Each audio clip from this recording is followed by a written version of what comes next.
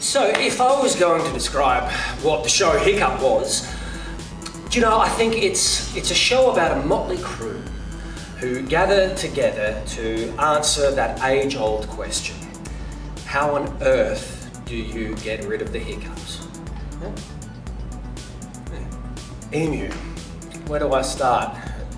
Emu is... sorry. I'll tell them. So, Emu is an amazing inventor, incredible inventor, and... No, I can't say that, because you haven't, all right? All right, so I'll take this one. Emu's a troublemaker. Emu, stop, Emu. Right, no. Emu was basically the star of the show. I think what we want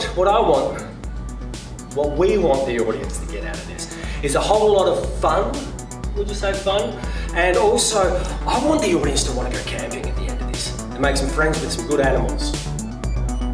Some great animals. Some emus. And some people. What? No, you say it.